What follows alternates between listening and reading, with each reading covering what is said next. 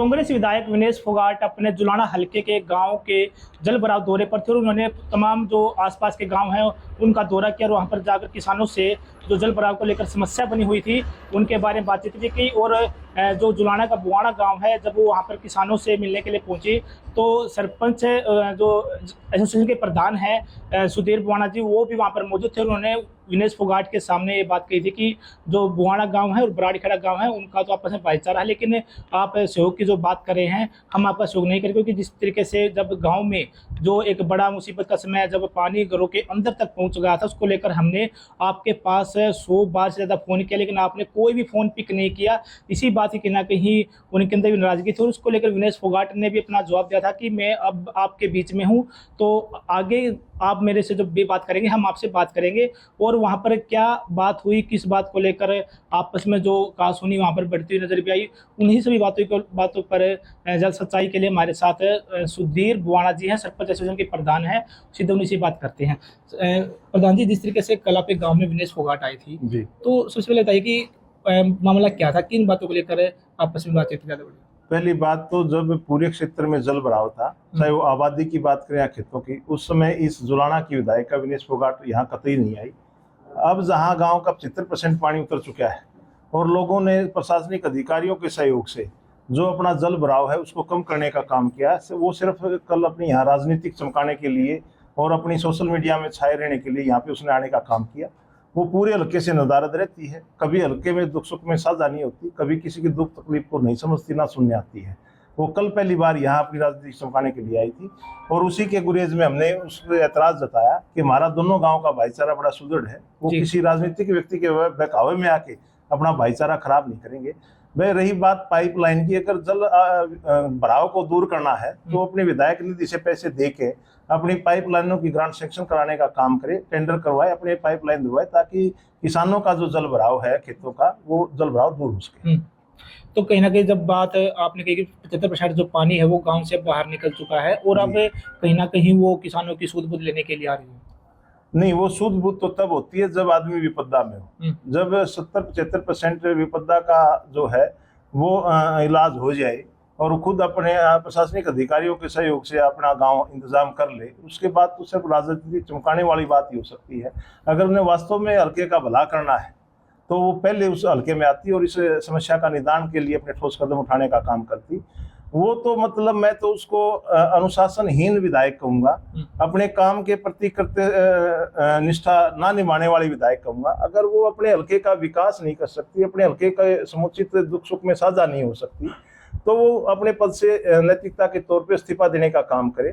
वो एक बड़बोली विधायक भी है, वो किसी भी प्रशासनिक अधिकारी को, जैसे पिछले दफा हमारे अपने जुलाना थाना प्रभारी को भी बोला था कि आप दिन में दारू पिए हो, जबकि वो उनके पास भी थे, फोन में ही बात हुई थी। तो क्या वो सर्टिफिकेट जारी करते हैं? क्या उसने कई बार अपने एसएचओ साहब के साथ दारू पीने का काम कर लिया?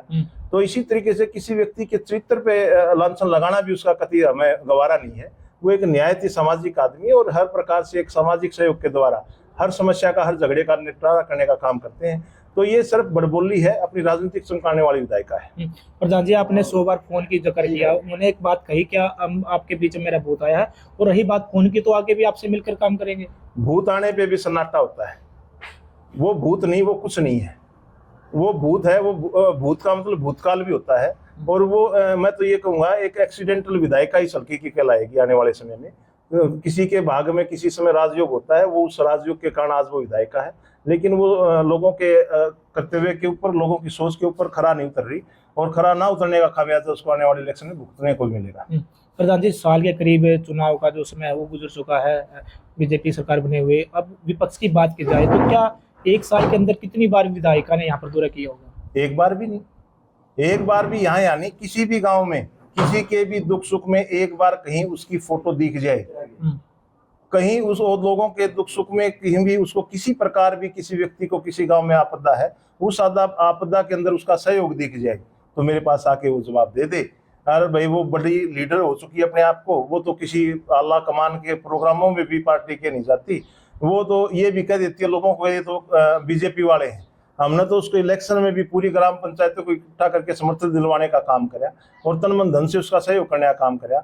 और वो जनप्रतिनिधियों का फोन नहीं उठाती, तो आम जनता के साथ क्या हाल करती हो कि वो अपने अंदर जाके देख ले। प्रधान जी, कल वाली घटना को लेकर कहीं ना कहीं कमेंट भी जा रही है कि आप बीजेपी के सपोर्टेड है, इसी लेकर आपने उसको तंज कसने का काम किया। उसका इलेक्शन की वीडियो उठाइए, कहीं न कहीं ये चेहरा आपको वहां स्टेजों पे और बात करते हुए मिलेगा, लोगों से वोट की अपील करते हुए मिलेगा, और अपने 72 के 72 ग्राम पंचायतों के सरपंच, ब्लॉक समिति चेयरमैन, जिला परिषद चेयरमैन और जिला प्रधान सुधीर वाणा सब उसको समर्थन देते हुए भी दिखेंगे। ये तो मतलब उसकी जबान है जो किसी आदमी को शराबी बता सकती है, जो किसी को भी कुछ भी कह सकती है, तो वो तो मेरे हिसाब से बिल्कुल दिमाग से पैदल हो चुकी विधायिका है। तो मेरे हिसाब से वो तो कुछ भी कह सकती है, इससे हमारे ऊपर भी कोई फर्क नहीं पड़ता। हमने कांग्रेस को सपोर्ट करने का काम करा इस इलेक्शन के अंदर, ना हमने किसी बीजेपी का चौड़ा उठाया, ना हमने किसी कांग्रेस का चौड़ा उठाया है। वह बीजेपी ने जो पंचायतों के अधिकार छीनने का काम करा, उसके बारे में, उसके विरोध में हमने एक मजबूत आवाज हरियाणा सरपंच एसोसिएशन ने उठाने का काम किया था।